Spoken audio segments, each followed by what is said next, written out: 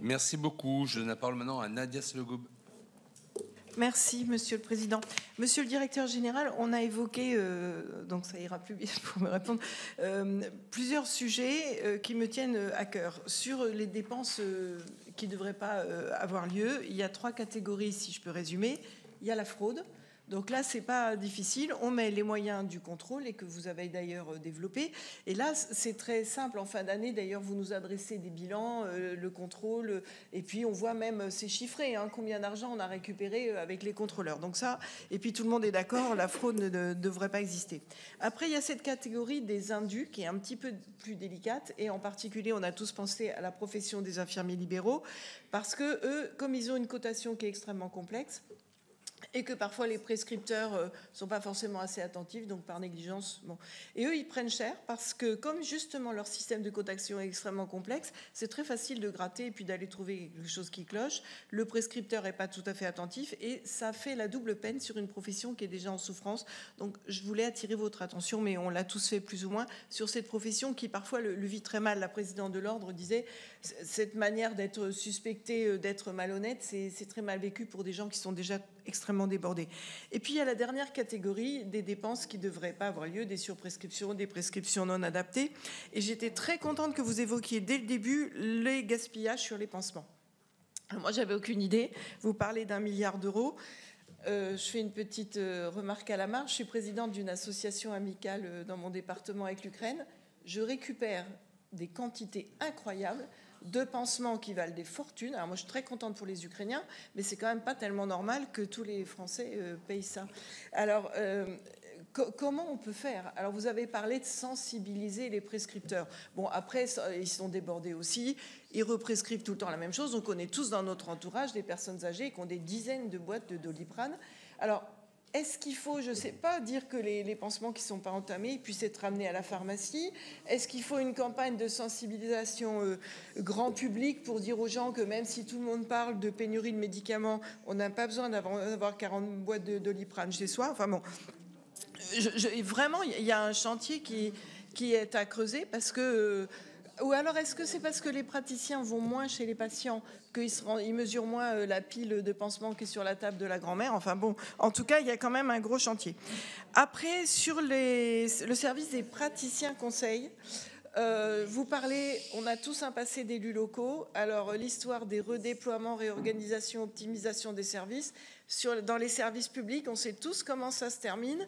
On est assez frileux sur le principe de la réorganisation, optimisation des services. Et alors, dernière petite remarque, je pense que je suis vraiment à la marge du PLFSS, mais quand même, je voulais votre avis. On a eu un rapport très intéressant sur l'accès à l'IVG qui nous a été rendu par nos collègues. Et pour l'accès à l'IVG, parfois, il y a besoin d'une grande confidentialité dans les bons de transport, surtout en milieu rural où il n'y a pas de transport collectif pour accéder.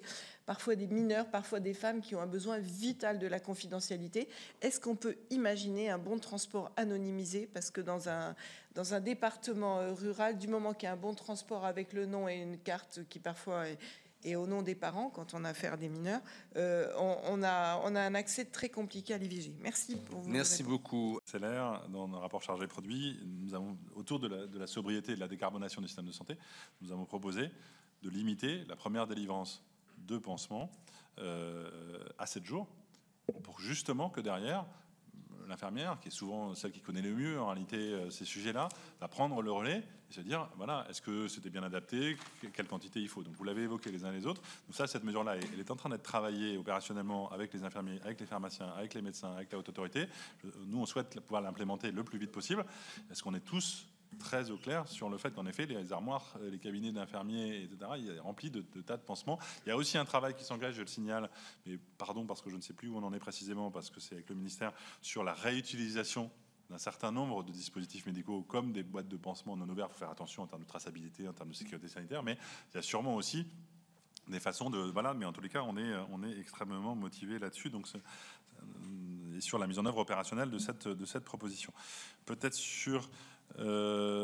Madame la sénatrice, voilà, fraude indue. Enfin voilà, en tout cas, je vous confirme bien, et je pense que vous le verrez dans les prochaines semaines, hein, sur la traduction opérationnelle, sur une clarification voilà, qui devrait nous permettre de faire diminuer le nombre d'indus. Ça ça pourra peut-être toujours exister parce que la réalité, voilà, elle est parfois complexe. Mais en tous les cas, on a vraiment un travail très bien engagé avec les syndicats infirmiers et je pense qu'un certain nombre de clarifications qui vont pouvoir s'opérer.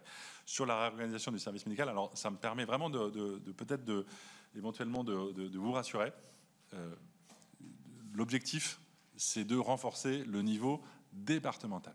Ça n'est pas de régionaliser cette organisation. Pourquoi ? Parce que l'assurance maladie est d'abord organisée au niveau départemental, au niveau des caisses primaires, parce que les sujets qu'on a à traiter, ils sont généralement au niveau départemental et infradépartemental. Donc il y a pu avoir des scénarios, y compris dans le rapport de l'IGAS, qui visent à dire, je crois que c'était un peu le sens de votre propos, si je l'ai bien compris, comme d'habitude, on va régionaliser, puis on va faire remonter tout ça dans les grandes villes. Ça n'est pas ce que nous faisons. Ce que nous proposons, c'est de muscler le niveau départemental. Il y aura toujours un niveau régional, il existe aujourd'hui dans le service médical, c'est un niveau de coordination, mais qui doit rester stratégique, voilà. Mais vraiment, on n'est pas du tout dans une mécanique de régionalisation, on est sur une mécanique, au contraire, de renforcer le niveau départemental. Donc je me permets de le signaler. Bien vu votre point sur l'IVG. On est très attentif à ces sujets de confidentialité. Hein. D'ailleurs, sur un certain nombre de sujets sur la contraception des mineurs et sur l'IVG, il y a des mécanismes spécifiques pour que dans nos chaînes, on préserve la confidentialité. Peut-être, si vous en êtes d'accord, allez regarder précisément sur les transports, parce que je ne peux pas vous répondre immédiatement, mais comment on traite ce sujet-là, qui est peut-être un peu plus spécifique, compliqué, mais en tout cas, on a bien des procédures selon les types de situations et de médicaments concernés qui visent à préserver l'envoi évidemment, on voit bien, de remboursement ou d'autres choses qui pourraient mettre en difficulté cette confidentialité-là, c'est absolument majeur.